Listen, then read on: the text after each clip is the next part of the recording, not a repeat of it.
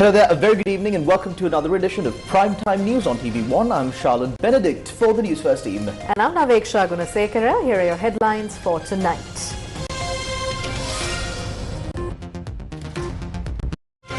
Newsfirst headlines. Main sponsor.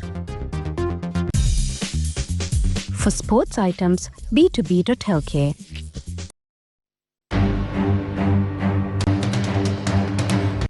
Where is the no confidence motion against Harini? Government presses opposition, says ready for education reform debate if no confidence motion isn't tabled. NIE board took action against officials behind grade 6 English module error. Government cannot interfere, says cabinet spokesperson. Fix the mistakes and continue reforms, SJB MP Harsha De Silva urges the government. Coal deal linked to past regime's family ties, Energy Minister reveals. 2023 සිට මෙම ටෙන්ඩරය දක්වා කිසිදු වළංගු tender කැඳවීමක් සිදු නොකර තමා මෙම සැපීම ඉතා වංචාකාරී ලෙස පසුගිය ආණ්ඩුව විසින් දූෂිත කැබිනට් අනුමැති හරහා තමා කිසිම සුදුසුකමක් නැති එකම එක ලන්සුකරුවෙක් සැපයුම්කරුවෙකුට දීලා තියෙනවා. Estate workers to receive increased attendance allowance.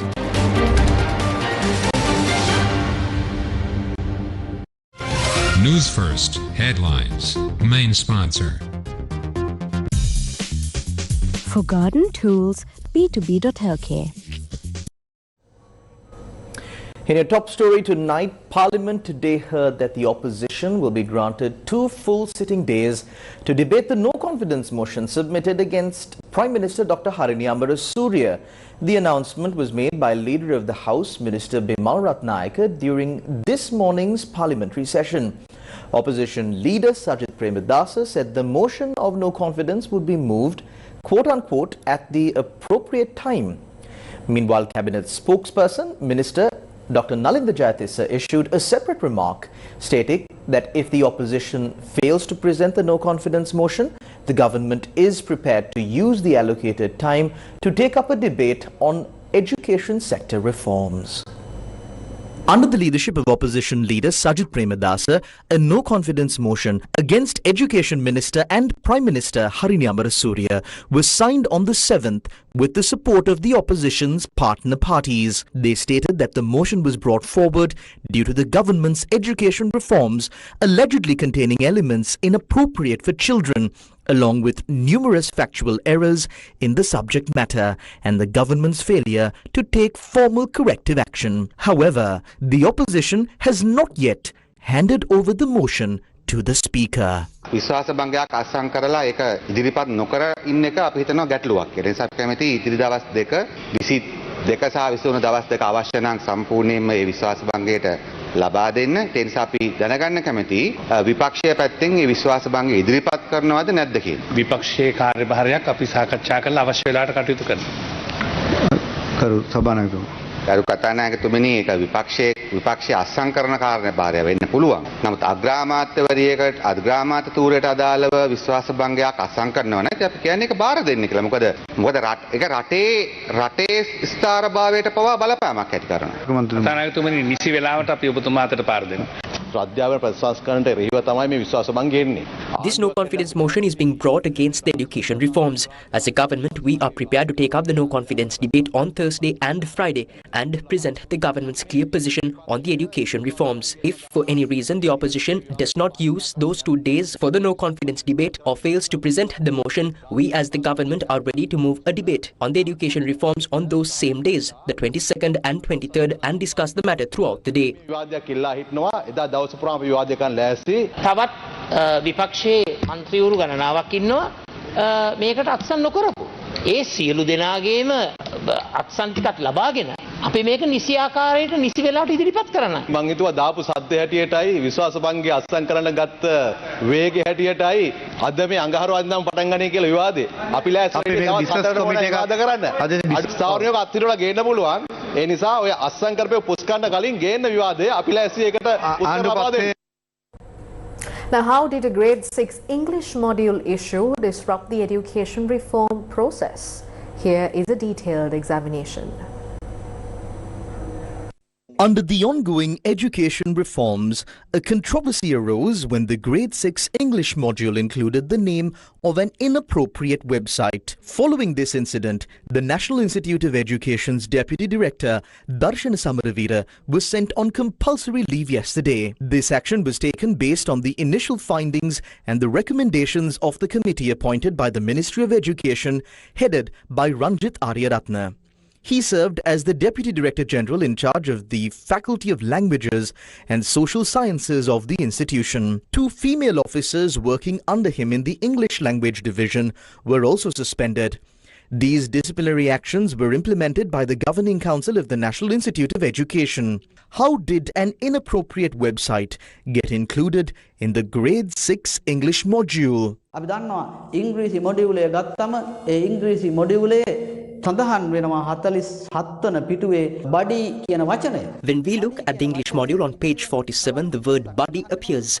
There is an additional segment following the word body, and because of that, it turns into the name of a website. However, this same word body appears in the Information and Communication Technology textbook introduced under the 2015 education reforms in this exact manner. In that context, it does not become a website name. But if you search the word body today, several related websites appear. That is why this issue has surfaced now, though it did not arise in 2015. From one angle, this situation raises concerns, but we maintain that including the name of that website in the module is completely wrong, and we reject it. What is even more problematic than this inclusion is that certain religious clergy presented the name of the website publicly before the media, giving widespread attention to the site. As a result, searches for the website increased rapidly. This shows how the situation escalated after it was publicized. Therefore, an investigation should be conducted regarding the act of publicly mentioning the website and giving it such exposure. මේ තත්ත්වය බරපතල තත්ත්වයක්. Web අඩවියේ නම සඳහන් කරලා ප්‍රසිද්ධිය ලබා දීම පිළිබඳව පරීක්ෂණයක් පවත්වන්න වෙනවා. This is the clarification made by the cabinet spokesperson regarding the situation that has arisen over the education reforms. ජාතික අධ්‍යාපන ආයතනයේ සේවය කරන ලධාරීන් සම්බන්ධයෙන් තීන්දුව ගත හැකි වන්නේ අධ්‍යාපන අමාත්‍යවරයාට හෝ අධ්‍යාපන අමාත්‍යාංශ ලේකම්වරයාට නොවේ. NIE එකේ පාලක සභාව. Decisions regarding officials serving at the National Institute of Education cannot be taken by the Minister of Education or the Secretary to the Ministry of Education. Such decisions can only be made by the governing board of the NIE. Accordingly, action has been taken because officials of a prestigious institution like the NIE acted in a manner that brought disrepute to the institution before the public through the supervisory weaknesses, and also because they attempted to evade responsibility by making statements suggesting they were not accountable. As these actions could interfere with the ongoing investigations, the Deputy Director of the NIE in charge of Languages, Humanities and Social Sciences, S.A.D. Samaravira, has been sent on compulsory leave under Section 21 of Chapter 12 of Part 1 and the relevant provisions of Part 2 of the Establishment Code. In addition, disciplinary action has been initiated against 2 other officials. Education reforms have not been halted. All other activities connected to the reforms are continuing.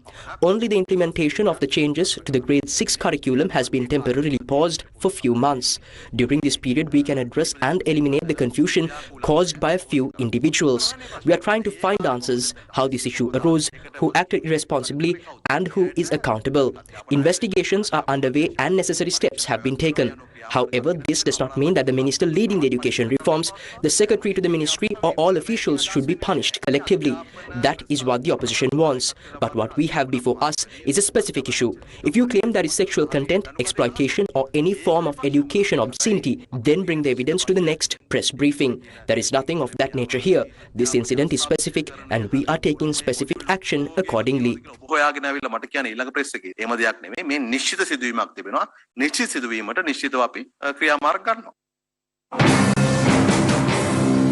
The debate on education reform continued in Parliament as well.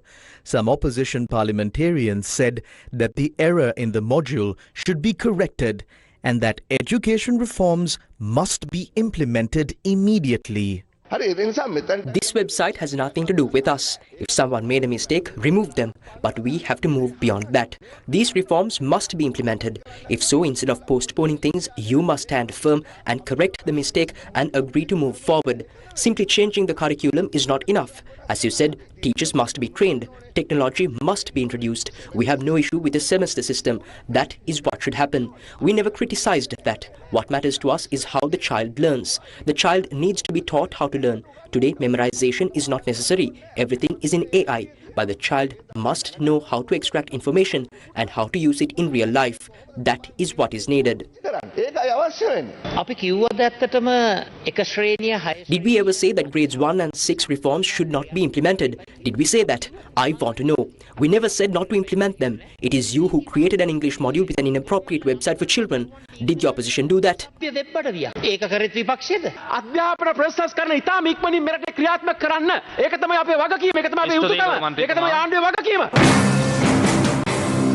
However, parliamentarian Dilip Jayavira continued to oppose the proposed education reforms. What exists here is destruction. You and I both had the same 5-rule book when we were in school. Do you know that this reform proposal has removed that book? You may remember how we learned to write properly by writing the same letter 100 times or more in that book. Now, in this reform proposal, they are giving a printed book instead. You can't even write 5 letters in it. You can't take it home. And now the 5-rule book is gone. That is what has happened. This was the response from government parliamentarian Lakshman Nipunarachi.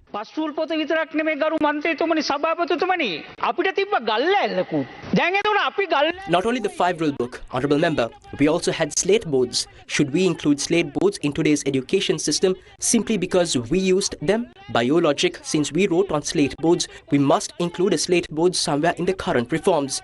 The new generation is more advanced than the previous one, and the 5-rule book has not disappeared. It is still there. Nowhere in these reforms is it stated that the 5-rule book is banned. You have not even read the reforms. You admit yourself that you know nothing about these reforms. It's like when one dog howls, the rest around it also start howling. But none of them know why they are barking.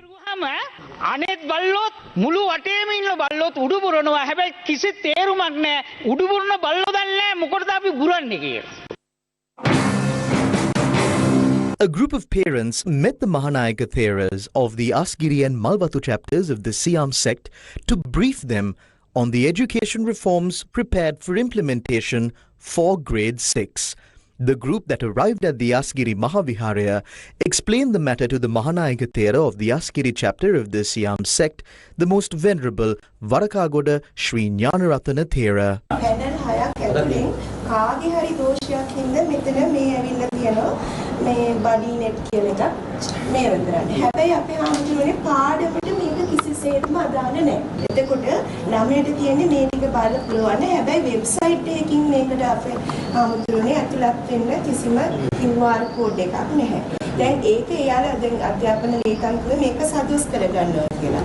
එතකොට බුද්ධ ධර්මයේ පොතේ මෙන්න මෙතන මේ ධර්ම චක්‍රයේ ගැටලුව පෙන්නනවා. හැබැයි අපේ ආමුදුරුවෝ දන්නවා ඇති දැන් ඉදිරියට එළියක් කරන්නේ ඉන්නේ මේක.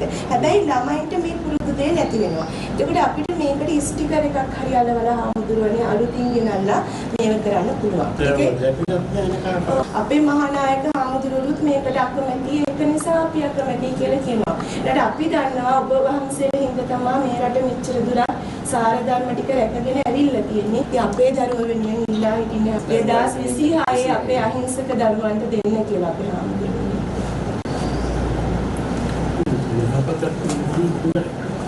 ගෝඨාභය ජනාධිපතිතුමා කාලේ ක්‍රියාත්මක වෙන්න පටන් ගන්න තිබ්බා. කොවිඩ් කාලේ නතර වෙලා තිබ්බා. ළමයින්ගේ අපටත්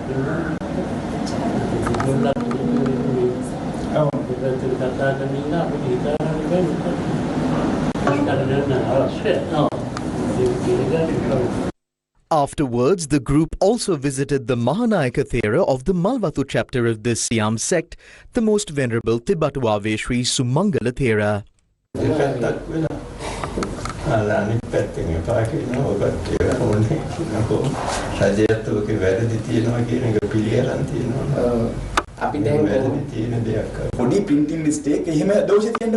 Small printing mistakes can happen. There are errors, but we have enough time to correct them. Many teachers have already been trained. Small errors can be fixed. There is no major flaw in this process. This is essential because our children can progress a lot.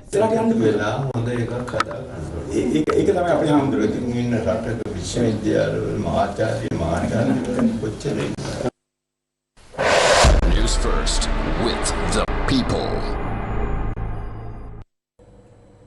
Energy Minister Kumara Jayakodi told Parliament that the opposition is raising various allegations after a coal supply contract previously held by a company with close ties to the former regime was awarded to another firm through a proper tender procedure. From 2023 until this tender was finally called, not a single valid tender process was conducted. The previous administration handed this entire supply contract through a corrupt cabinet approval to one supplier who had no qualifications whatsoever. The parliamentarian who first raised this matter in Parliament is not here. The company that previously handled the supply had close links to the former regime and personal connections with several of its members. All their supplies were approved purely through cabinet papers. There was absolutely no tender involved. When a tender was finally opened, the prices were reviewed. A competitive counter price was submitted, and based on that, cabinet approval was granted to the new supplier. The previous supplier had never supplied coal to any other country before. They had no primary qualifications, no technical capacity, and no proven track record. They used another company's financial credentials and supply qualifications to secure cabinet approval back then. The parliamentarian who keeps agitating this issue is upset because their preferred supplier lost. Their supplier could not win this tender. That is the core of their frustration. They tried to bring large-scale deals to cabinet without any tenders. They even prepared cabinet papers hoping we would approve them. Those papers clearly showed what they wanted, and they wanted automatic approval. But at that time, they claimed that conditions were not right. When things finally moved forward, their supplier suffered a financial loss because they could not win the competitive bid. Let me be very clear. We have not engaged in any political favoritism, nor have we interfered in any government process. I have never met any of the suppliers. I have not helped anyone prepare qualifications, nor have I facilitated any approvals. So I advise the parliamentarian to be cautious before aligning himself with those who are angry simply because they lost their supply deal. Opposition leader Sajid Premadasa raised a series of concerns regarding the coal supply tender, and the minister responded to each point as follows. A 900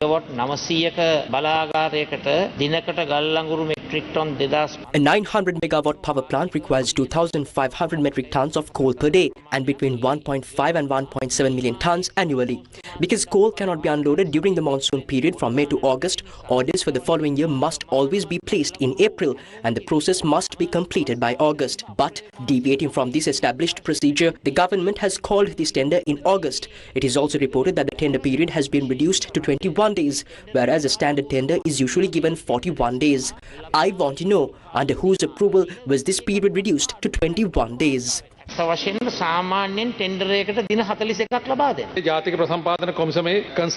acknowledge that the tender preparation period was reduced to 21 days. This was done with the consent of the National Procurement Commission and only after approval was granted by the High-Level Procurement Committee. I am tabling both documents before Parliament. The letter from the National Procurement Commission granting consent and the approval issued by the High-Level Procurement Committee. Furthermore, after considering requests made by the bidders, the period was extended by an additional 7 days, bringing the total submission window to 28 days. As for coal availability, we imported sufficient stocks until December last year, and those stocks are adequate until the end of February. Normally, each unit consumes around 2,500 metric tons per month, meaning all 3 units operating at maximum capacity would require 7,500 tons per month. However, during recent weeks, only 1 unit was functioning. It was only as of yesterday that all 3 units resumed full operation. Therefore, I assure you that with the existing coal stocks and current consumption levels, we face no risk up to June. ජූනි මාසේ පහු වෙනකන් අපිට මේ එන තොගත් එක්ක කිසිම අවදානමක් නැහැ. වෙනදට ගල් ලඟුරු මෙට්‍රික් ටන් මිලියනයකට වඩා සපයා ඇති සපයුම්කරුවන්. Suppliers who previously delivered over 1 million metric tons of coal have been registered, but this time the qualifying threshold has been reduced to 100,000 metric tons. We want to know who approved this relaxation or amendment. How many bids were submitted for this tender? Can the full bid evaluation report be tabled in Parliament? And did the government selected supplier have prior experience supplying coal to large power plants such as Norut Chole? පෙර සැපයුම් අත්දැකීම් තිබුණේ. 23ට කලින් tender වල තිබිච්ච එකම තමයි මේ. In the tenders prior to 2023, only one supplier met the requirements, and that same supplier participated in this tender as well. Nothing was amended or relaxed.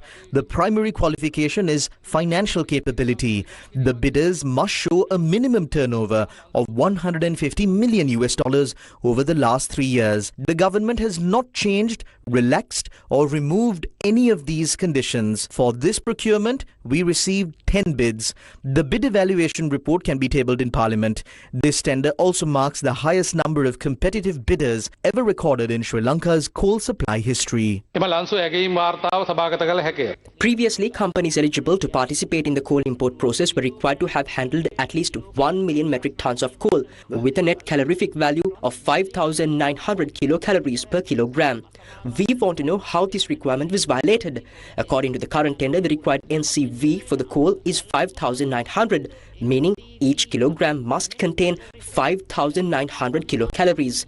Is this correct? We have received copies of reports indicating that the coal supply does not meet these specifications. Was coal fed into boilers before the test reports were received? වාර්තා ලැබීමට පෙර ගල් ලඟුරු boiler වලට ඇතුළත් කිරීමක් සිදු වෙලා තිබෙනවා. net calorific value අගය 5900ක්. It is not correct to claim that the coal must have a net calorific value of 5,900.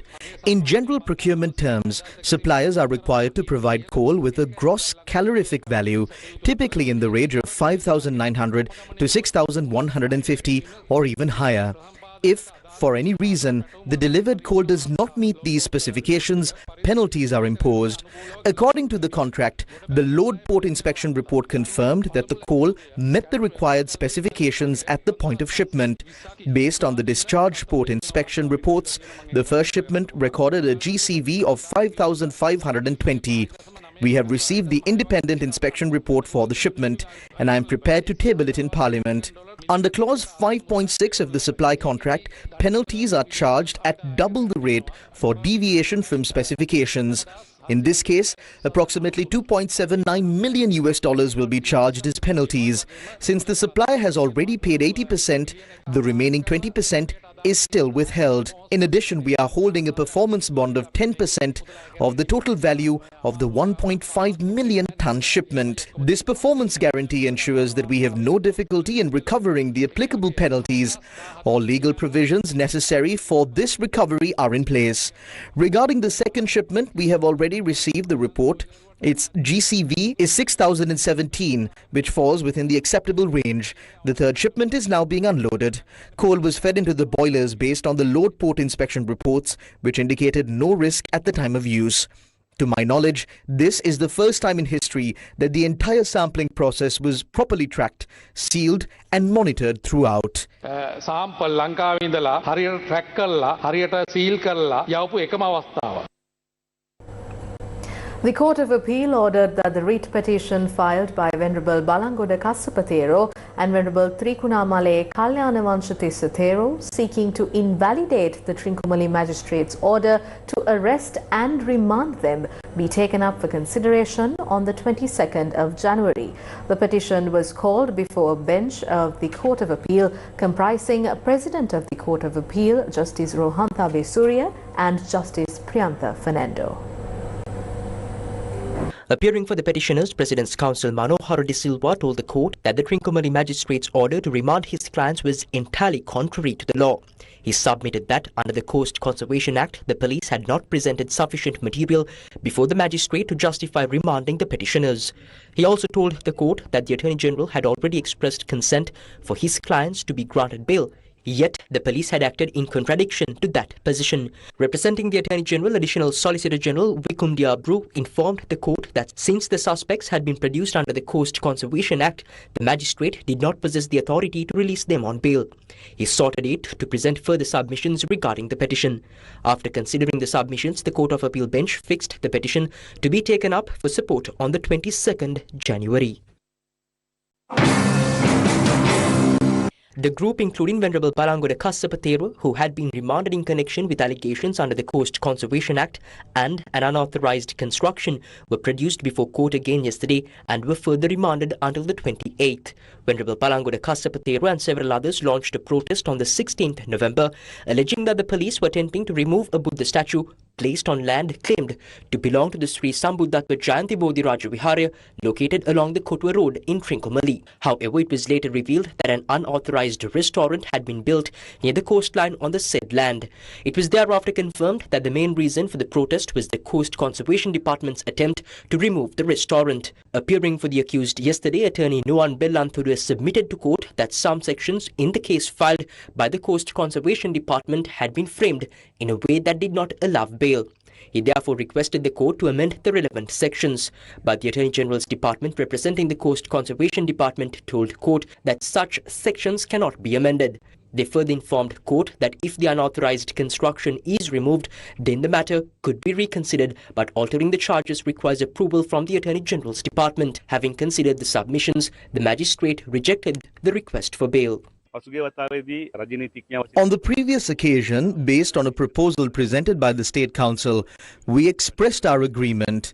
We agreed to temporarily remove the covering placed over the Buddha statue at the location where the Buddha statue remains in order to obtain bail from the magistrate's court. This was to prevent both the monks and the lay people from being remanded. But today it became very clear that while the State Council was prepared for this, the police had taken a completely wrong position. The Theras and the group have already filed a fundamental rights application in the Supreme Court as well as a writ application in the Court of Appeal. The police repeatedly said that if those two cases were withdrawn, they would consider withdrawing the charges filed under the Coast Conservation Act. The police exerted strong pressure, even when the Attorney General's representative made his submission and continued to do so. The police exerted undue pressure throughout.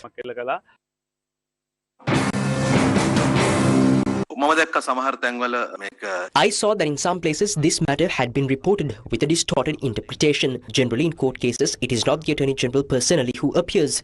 Officials of the Attorney General's Department appear on behalf of the Attorney General. Therefore, in the Trincomalee court, the Attorney General did not appear in person.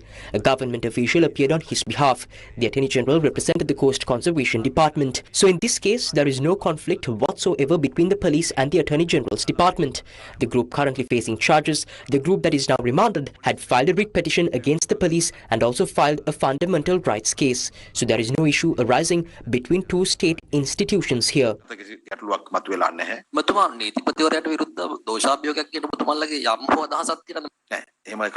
No. Such a matter is not under discussion. The public has certain expectations from this government. They have given a mandate for that purpose. State institutions must function according to that mandate. If a state institution does not operate with the level of speed or efficiency the public expects, then officials of that institution cannot avoid criticism. That is natural. The Bar Association of Sri Lanka has expressed their concern about recent social media posts that target the Attorney General. According to the BASL, these social media posts seek to unfairly interfere with the independence of the Office of the Attorney General. The Bar Association of Sri Lanka noted that the Attorney General performs a quasi-judicial role in respect of criminal matters. The Attorney General has to decide whether or not to charge or indict the suspect based on the material available and submitted to him by the investigating authority. It added that in doing so, the Attorney General will be required to consider whether such material is admissible in law and whether based on such material there exists a reasonable prospect of a conviction. The statement stressed that the decisions of the Attorney General are reviewable by way of the exercise of writ jurisdiction before the Court of Appeal and by way of the exercise of fundamental rights jurisdiction before the Supreme Court. The statement noted that it must be understood that judicial officers and quasi-judicial officers have to take decisions according to law, which sometimes may not necessarily reflect the popular view. News First with the people. 4 decisions relating to the salaries of employees in the state and private sectors came into effect today. Cabinet approval was granted for a mechanism aimed at improving the living conditions of estate workers. Accordingly, an additional allowance of 10,000 rupees has been introduced for an estate worker who works 25 days per month, with 200 rupees contributed by the company and 200 rupees contributed by the government for each working day. Initially, the salary increase will be provided through the estate companies, and once bank accounts are set up for all estate workers, the relevant funds will be deposited into their accounts. Meanwhile, the Estate Superintendent Association stated that the portion of the increased wage payable by the company for this month will be added to next month's salary. In the meantime, teachers received the salary increase announced in the budget, and it was included in their salaries today. Separately, the Commissioner General of Labour has issued a circular relating to the salary increase in the private sector. The Cabinet has also decided today to secure the pension rights of officials who were recruited into the public service after 2016. A surge of polluted air drifting from India has pushed air quality in several Sri Lankan districts to unhealthy levels, prompting fresh warnings from experts. Budmin Amaradivakara reports. Is the air unhealthy in Sri Lanka? If I can show you right now, this is where you can see India, Sri Lanka and also the Bay of Bengal region, and most of these area and most of these zones are red and yellow in color, which means most of these areas are unhealthy. The air is unhealthy, and also a few areas are in the moderate level. So according to Chief Scientist Sarath Premasiri, said that the polluted air masses entering Sri Lanka from the Indian subcontinent have created elevated PM2.5 concentrations in the northern, central and western regions. So according to the air quality index, several districts recorded unhealthy levels. In Jaffna, it was pretty unhealthy, which is 138. In Kegol, it was 86, which is moderate. And also in Vaunia, it was 79. And in Gaul, it was 76. The map also shows worrying PM2.5 levels in several cities nationwide, including Badulla, Colombo, Kolonava, Kotte, Monragala, Putlam, Trincomalee and Anuradhapura. So you might have a question about what you should do when the air pollution becomes severe. So these are the recommendations from the World Health Organization. You should remain indoors as much as possible, avoid prolonged or heavy exertion outside, prevent additional sources of air pollution indoors, and limit and if possible unnecessary travel by cars, scooters and other motorized vehicles. So this is the latest situation of the air quality level in Sri Lanka. Reporting to you from the Newsfirst Weather Center, I am Budmin Amaradivakara for Newsfirst. For hardware, b2b.lk.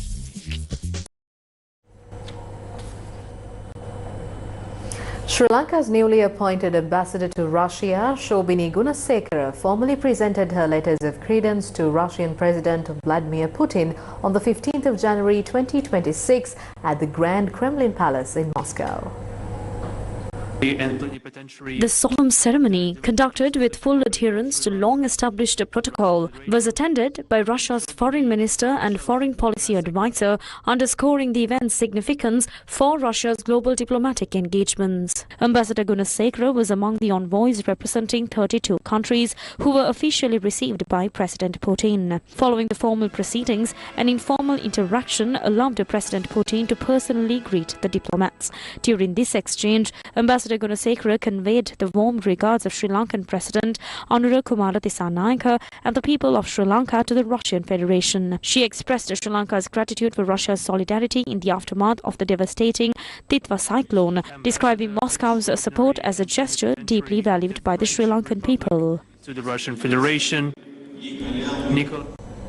The opening session of the high-level forum on climate finance and climate-related extreme events in Sri Lanka was held in Colombo today. The forum is organised in support of Sri Lanka's recovery following Cyclone Ditwa and focused on pathways for accessing international climate finance, including finance for loss and damage. The opening session featured senior government officials and representatives of key international climate finance institutions, including the Fund for Responding to Loss and Damage, the Santiago Network for Loss and Damage, and the Green Climate Fund, in a focused discussion on accessing climate finance for loss and damage. Co-chair of the Santiago Network Advisory Board, Angela Rivera, stressed on the most urgently needed funds to ensure timely and effective response to climate change. I think one of the main difficulties that we face in our countries, in developing countries, is that we don't know at all what we need on loss and damage. You know, we know that we have floods, we know that we have extreme weather events, but we don't know how to tackle those issues when the events occur. So I think the first thing, and something that I've been promoting in my country, is that we need to have some kind of needs assessment on loss and damage. What do we need on loss and damage in our countries? That's the first thing. The second thing is the cost of loss and damage. There is not a unique methodology on cost, on evaluate the cost of loss and damage. I know that there are some organizations that are working on it, but there is not, you know, a common methodology at international levels that help us to evaluate the costs. We know that at this point, you know, we are all suffering the effects of climate change. We are all being devastated for the extreme weather events, but we don't know how much it costs. The forum brought together policymakers, private sector and representatives and experts from global climate funds and other relevant institutions to explore practical pathways for loss and damage finance and long-term resilience building. Day 17 of the second phase of the LOLC Divisavia, You, Me and Our Nation social welfare program was carried out today, focusing on schools in the Kandy and Nuwara districts.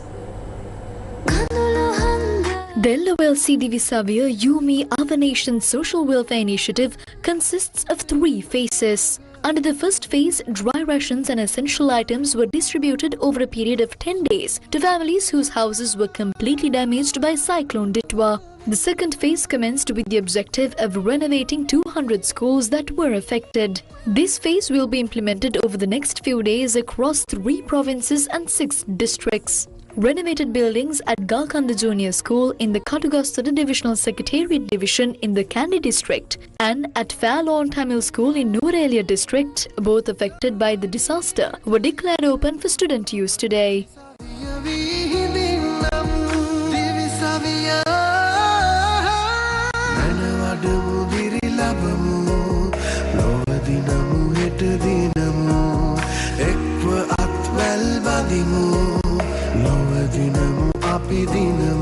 Additionally, a newly renovated building at Mausakali No. 1 Tamil School in the Nuwara district was handed over to students today. The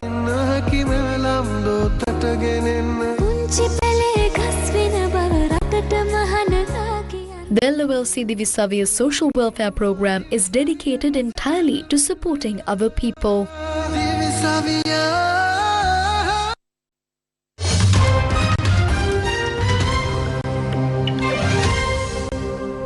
The World Economic Forum annual meeting kicked off in the Swiss resort city of Davos on Monday with global figures from politics, business, academia and civil society attending the 5-day event. The annual forum that attempts to shape global agendas comes at a time of massive global upheaval. United States President Donald Trump will attend the annual event along with other global leaders. His attendance comes amid strained U.S. ties with its European allies over his threat to take over Greenland, a semi-autonomous territory of Denmark. Sri Lanka's Prime Minister Dr. Haruni Amarasuri is also at the World Economic Forum. Nearly 3,000 high-level participants from business, government and beyond, plus untold number of activists, journalists and outside observers are expected to attend. Organizers say a record of nearly 400 top political leaders, including more than 60 heads of state and government, and about 850 chairpersons and chief executives of many of the world's leading companies are attending.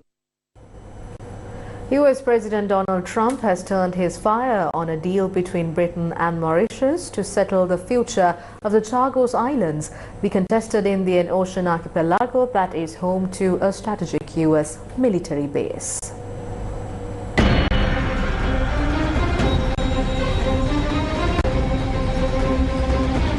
Trump said on social media that a deal to transfer sovereignty of the islands from the UK to Mauritius is, quote, an act of great stupidity, unquote. That's despite the Trump administration previously welcoming the agreement as a way to ensure the security of the American base on Diego Garcia, the largest of the island chain. The remote chain of more than 60 islands is located in the middle of the Indian Ocean off the tip of India, south of the Maldives.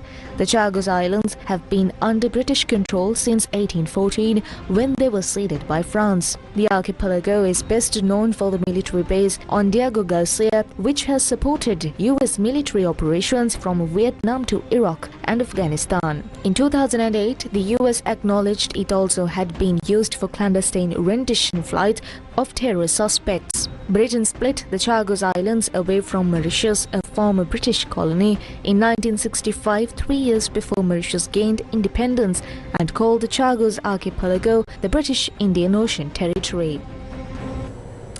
Sri Lanka's biggest cinematic sequel has just kicked off its international journey with a blazing start.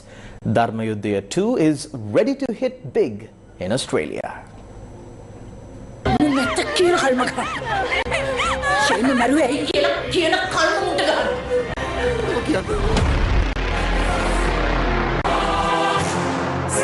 Mega Live Events has launched the Dharmayuddha 2 marketing campaign in Australia, already securing an impressive 1,000 advanced bookings and lining up 47 screenings across 4 major cinema chains, a resounding early win for the film's overseas rollout. But the Australian surge is only the beginning. In a landmark announcement, Sirasa TV revealed a historic international distribution partnership with the International Movie Distributors Network, bringing Dharmayuddha 2 to global screens under a single unified theatrical distribution agreement, the first such deal in Sri Lankan cinema history. Under this consolidated distribution framework, Dharmayuddha 2 will be released across Australia, New Zealand, Japan, South Korea, Italy, United Kingdom, United States and Canada.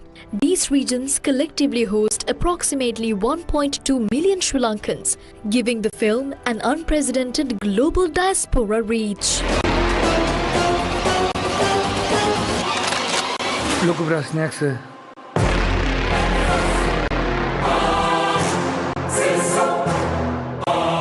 මගේ නම හරිචන්ද්‍ර. මේ මගේ පාපොච්චාරණය.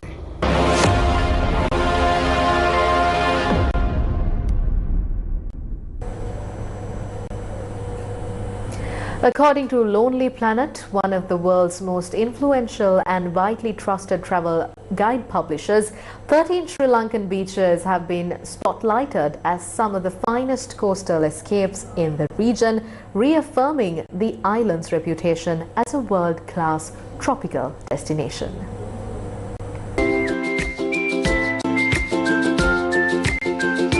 Happy headlines. Lonely Planet, known globally for its expert travel guides, recommendations and destination rankings, has long shaped the travel decisions of millions of explorers, backpackers and leisure travelers. Its recognition is considered a major boost for any tourism hotspot, and Sri Lanka has once again earned that accolade. Lonely Planet's highlighted list features the diverse mix of family favorites, surf havens, secluded hideaways and wildlife-rich shores. According to Lonely Planet, the 13 best beaches in Sri Lanka are Unawatuna Beach with best beach overall, Dalawalla Beach, best beach for families, Daligama Beach, best beach for beginner surfers, Kabalana Beach, best beach for fine dining. Mirisa Beach, best beach for whale watching. Hirikatia Beach, best beach for amenities. Bentota Beach, best beach on the west coast. Calcutta Beach, best quiet beach on the east coast. Arugambi Beach, best beach for surfing. Nilaveli Beach, best beach for snorkeling and diving. Casuarina Beach, best northern beach. Carpetia Beach, best beach for kite surfing, and Marvella Beach, the best beach for total relaxation. The endorsement by Lonely Planet places Sri Lanka's coastline back in the global spotlight.